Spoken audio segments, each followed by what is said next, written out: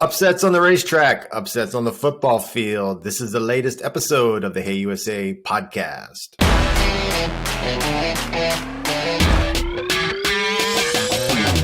Hello, everyone. Welcome back. I'm Brant James, lead writer at PlayUSA, joined as always by senior writer Nick Garcia, but for the first time with that awesome stylish hat. Nick, how are you? And please tell me what is on your head. I am channeling my inner Joe Cool today. I got the cigar. I got the chains. I am super excited. To be clear, I am not a Cincinnati Bengals fan. I am a Chicago Bears fan, but I dislike the Kansas City Chiefs. And I have been riding the Joe Cool wave this entire time. I continue to ride it. They did the impossible. I'm on the bandwagon. I am rooting for the Cincinnati Bengals in the Super Bowl. So that is the look. Shades, chains, cigar. I'm here. He does have a bit of a Joe Namath, Jim McMahon kind of vibe to him. I mean, nothing's ever as cool as the ascendant new quarterback. And, you know, this guy, he was a little derided out of college. Did he have the resume for this? Was he going to be good enough? Well, he's going to a Super Bowl just a couple years into it, as he's an interesting character to watch for sure. Yeah, he has proven that he can play the game as well as anyone that came before him. And I don't know, Bengals just have been riding with this swagger and this, you know, this moxie that, you know, we're meant to be here. This isn't a fluke. We beat these teams. We're good. We deserve to be here. And they proved it on Sunday. Yeah. It's interesting going into this game. A lot of us were thinking, well, they're wrong place, wrong time. I said, I don't think they could score with the Chiefs, but the Chiefs flipped the narrative and proved that they never fail to fail. They keep derailing their dynasty. And you wonder why the mastermind, Andy Reid, was criticized some in his previous coaching gigs. He came out after this one and said he didn't put Patrick Mahomes in the right position with the right plays to win that game. And certainly not getting that getting stopped on the 1 or 2 yard line at the end of the first half proved to be a very big deal. Yeah, I'm not going to lie. At 21-3, I was like, how did Cincinnati get here? Like, this score is going to be 52-10 by the time the game's over. Like, I almost at halftime was like, enough. I've had enough. I don't need to watch this. The Chiefs are going to run away with this. But luckily I stayed. Well, one, because it was the only game on and I didn't really have anything else to watch. But they made it interesting. They changed things in the second half. Joe Cool did his thing. It's not like Jamar Chase was out there shredding the defense. This was all just nickel and diming, making defensive stops. And here we go. We get to talk a little bit later about, you know, our Super Bowl preview. Yeah. I actually did have an alternate game. I was flipping over to the U.S. versus Canada men's soccer game, which was even more disappointing and infuriating. So back I came to the football game, but I don't know if we're going to bring ourselves back to that. But it was an interesting day in the conference championship game. So that was my weekend, Brant. You know, I heard that you were down at the Pegasus Cup. Talk a little bit about that. I was down in the Arctic Circle that is known as South Florida.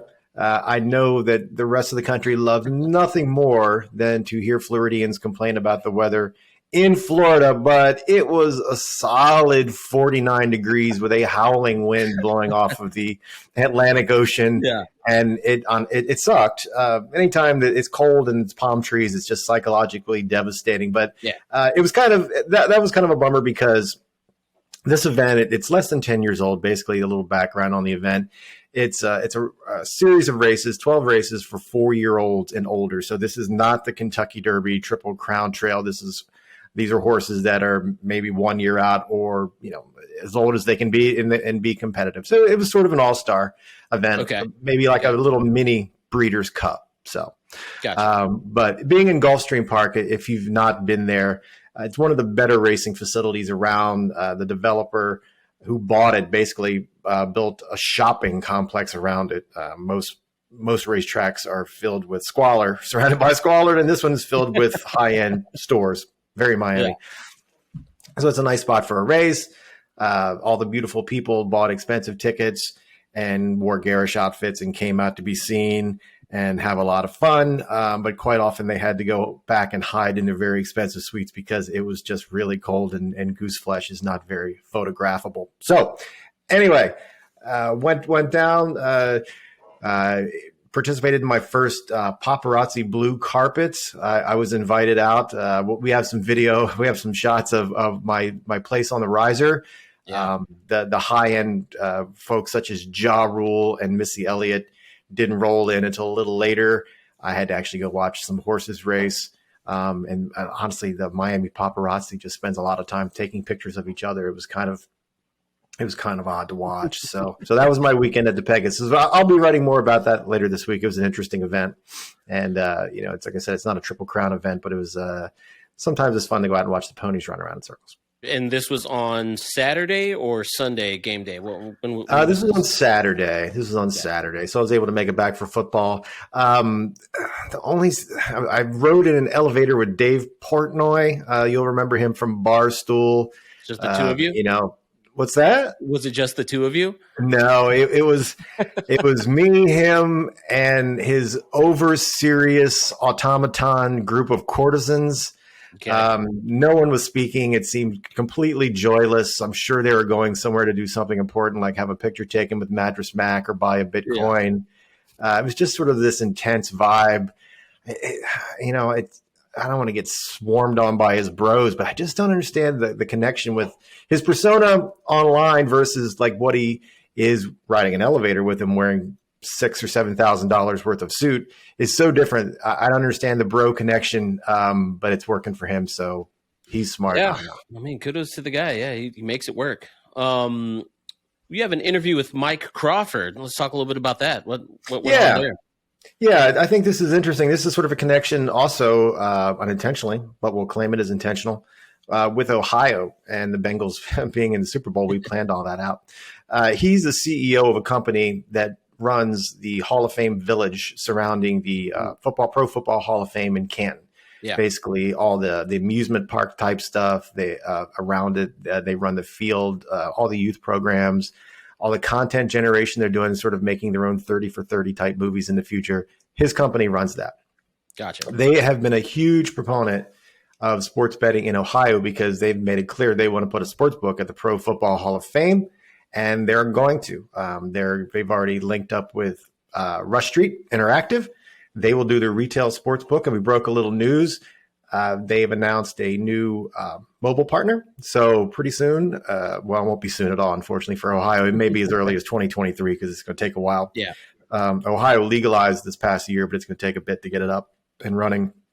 Eventually, if you go watch the Hall of Fame game, you'll be able to walk into a sports book there and place a legal sports bet. So we chatted with him a bit about that. We're going to play a clip now, and we're going to have a full-length interview that you can click on later if you're more interested in the topic. We're looking forward to creating a retail sports book here on property at the Village with our partners at Rush Street Interactive. In fact, they were just here yesterday, and we'll be announcing the location of the sports book that we'll be putting in place, and hopefully we'll have that up later this summer. Of course, it all depends on the timing of the application process and then finally obtaining the license. But a really unique interactive sports book on property, I think, creates another compelling reason for people to come and visit. But while they're here, it gives them something to do that enhances the way in which they view sports. And we all know that, I've always said this as I was growing up, you'd always throw down $5 with a buddy or something, and it just made it more fun. It made it more, more immersive, and you got into the plays a bit more. And so we're excited about creating that experience for our guests here. And that was our chat with Mike Crawford, the head honcho over at Hall of Fame Village. Eager to see sports betting arrive in Ohio. And if you watch our full-length interview, you'll find out he's a Browns fan, by the way. You'll find out if he's pro-Baker or anti-Baker. So I think you might want to hear more about that too. It's funny that, Cleveland has been building these pieces. The Browns have been building these pieces to try to win a Super Bowl. They came close last year, and it's kind of funny that the Bengals are the team in Ohio on the verge of actually getting it done. I'm pretty sure Browns fans hate that, but yeah, they didn't go out and get star power. They did the rebuild process. They went and got a coach. They got a first round pick. it shows you how important the quarterback position is. Mm-hmm. I mean, they do have Joe Mixon is great, but it shows you the power of when you got the right guy behind center. Yeah.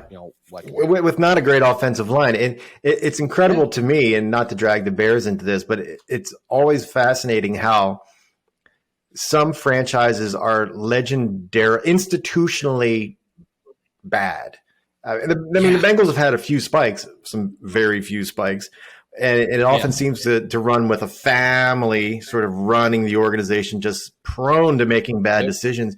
But the Browns have just made so many bad decisions in a row. It finally seemed maybe they did make a correct decision with Baker Mayfield. It's not like they're making the picks, but the people by proxy who make the picks. And now it's run Baker out of town. I would imagine it really chaps the ass of the Browns fans that the Bengals are going to the Super Bowl. Yeah. Speaking of the Super Bowl, now we can lead into the meat of today's pod, which is a little bit of Super Bowl chatter. Brant, you want to start us off with there's some Caesars stuff that came out. Yeah, the opening line. We were greeted very early this morning with the opening lines on the Super Bowl. I believe it opened at 3.5 at Caesars. They had it up on the marquee, as you can see right there. And it's since gone to 4. I think DraftKings put out some info too. I think you might have that. Yeah, I checked the app here in Illinois this morning, and it shows the opening line is -4. Of course, everyone's riding high on the Los Angeles Rams and Aaron Donald, the force to be reckoned with. Just so people know, Joe Burrow, he is the quarterback that was sacked the most this season. That's true. And he's going up against probably one of the best D-lines in the NFL. That offensive line of the Bengals is not trash, but it's trash adjacent. He gets hit a lot, and he has got to get rid of the ball. Yeah. He makes plays, though. Yeah. I mean, you see in that Chiefs game where there was almost sacks, and he's just escaping and scrambling for his life. To touch on that one more before we get into the actual Super Bowl, watching that game when they got the interception from Pat Mahomes, you could just see the deflation of the Chiefs defense because the Bengals were not able to run the ball at all that game. And then Joe Mixon was just gashing them for 10, 15, just to get closer to that field goal. And you just kind of see the life going out of them. But going back to the opening line of the Super Bowl, -4, the Rams, they are the heavy favorite. They have all the weapons. They have all the names. It's in their home field. It's going to be pretty interesting because, as Joe Burrow was saying, we're not the underdog anymore. We're meant to be here. So I feel they match up pretty well. What about you? Yeah, the Rams have been prone to some slumps. Like this Niners game was a big deal to them. I think it was 6 losses in a row. To them, it was a big deal. We'd never had a home team Super Bowl. Now we've had 2 in a row, and they had to win the home team conference championship game, 1-0 all time for NFL teams. I'm certain there was a lot of pressure on them because this is a team that has gone all in for this. They're strapped on salary cap for next year. They've expended a whole bunch of capital. It's not the players' butts that are on the line for this. It's ownership in the GM, but they understand that the time is right now. And I think there's certain moments in a player's career where you look to your left and your right and like, we've got a pretty good group. And that any one of these guys could be gone at any time because of injury or trade or taking off your shirt and running off the field. Anything could happen. I think they must realize that the time is right now. Yeah. You're right with all that. And I mean, sometimes when people are chasing money, if you don't got money to pay these guys, they'll go somewhere where they can get money. Yeah. I do think that this game could go one of two ways. It could go much like Kansas City, where the Bengals are down heavy to this fantastic Rams offense, but they're not able to rekindle that. Sometimes magic runs out. And so it could go that way, or it can just be a back and forth, and we can have the Jamar Chase 2.0, 300 yards receiving. Like it could just be an air raid type situation. And I mean, the Super Bowl tends to be one or the other. Yeah. Like it's either the 31-9 Tampa Bay Buccaneers, Kansas City, or it's the 13-3 Super Bowl where it was Patriots Rams, which was just a defensive snore fest. It could go either way. That was hard to watch. And both this game is a culmination of both my anticipated I told you so. So I'm still waiting for that massive Stafford mistake, and I'm also waiting for that massive Jamar Chase drop. It almost happened with the 49ers game. Like that was almost the Matt Stafford I told you so. That safety gets that interception. Who's to say that the Rams don't lose that game? But yeah, you are right. I feel like that's building. The train is happening. Matt Stafford is one miss thing away from losing everything. Yeah. And I've attached Joe Burrow to every good quarterback that's ever existed so far, but I'll just cap it off. I don't know whether it's a Louisiana thing or not, but it seems like he has a bit of a Favre kind of swagger. I mean, he's not whipping it behind his neck like Mahomes as a young man, not like he's old now, but man, there's something to be said for being young and being in a spot like that and not knowing any different. Because if you're good, you've got to be cocky enough, creatively, positively cocky enough to think, man, I'm going to do this every year. Go for it. I mean, come on. And the fact that he wears those glasses and stuff, he's got some confidence. Oh yeah. So the last thing to touch on is you wrote a story about fan bases, where to bet. The two teams that are playing in the Super Bowl come from states that don't have any sports betting at all. We got Ohio, Cincinnati, and California with the Rams. Yeah. So touch a little bit about that and kind of the idea for that story. Yeah. Well, we were sadly assured to have that no matter what happened, even if the Chiefs won and you had two California teams playing each other in the NFC. With Cincinnati, Ohio is they've legalized. They're going to get sports betting. It's not going to happen certainly in time. It may happen in time for the next NFL first week kickoff. Maybe not. I mean, it's been bandied about. It could be as late as January of 2023. So I wrote a story sort of tipping each NFL fan base what their closest legal option was. Now, of course, with sports betting legal in 30 plus states now, a lot of these franchises, they just turn on their phone and they're fine. And in some places you have to go down to a sports book, but it's increasingly everywhere, especially with New York online now. And that's going as well as it possibly could. Cincinnati, like I said, not there yet, but they have options really close, right across the river in Indiana. And I sort of use the home stadiums as the pinpoint. You got 27 miles over to the west. You've got Hollywood Casino in Lawrenceburg, or if you're super lazy, it's mobile and online as soon as you get across the bridge there. I think that's the Ohio. I don't know. I used to know this. Get across the river, and then you've got legal sports betting there. If you're in LA, well, it's much more difficult. And I used thank you, shout out to Google Maps, because I checked this out. I determined that if you wanted to do some sort of Sammy Hagar fantasy and hop in your tacky red Corvette, it's 227 miles to Primm, Nevada. Okay. Or just a little more, 228 miles to Ehrenberg, Arizona. You got your mobile options as soon as you get across state line. Or if you want to get a buffet and maybe COVID as you're enjoying the game for some literal sweat on the game, you could take a Carnival cruise. I'm not saying that they're particularly ridden with COVID, but we all know what I'm talking about. Carnival cruise, and I wrote a story about this. We'll link it.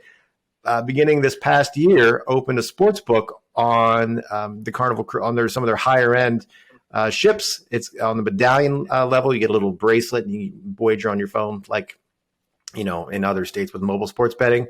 And it's called the Ocean Sportsbook. You can wager on games right out there in the ocean. As soon as the ship gets out into international waters, it's just chaos. It's pirates and sports betting and partying all night and whatever crazy stuff happens out in the open ocean. So I feel like the smarter option would be Arizona, because Arizona, if I'm correct, has remote registration. True. Whereas if you go to Nevada, you have to actually go to the casino to register your account. Yeah, they're slowly working on that, but they're not there yet. And I mean, you can just turn around and come back from Arizona anytime you want. If the captain says we got to stay out here in the harbor for 8 years because someone's got COVID, well, you're stuck on the ship.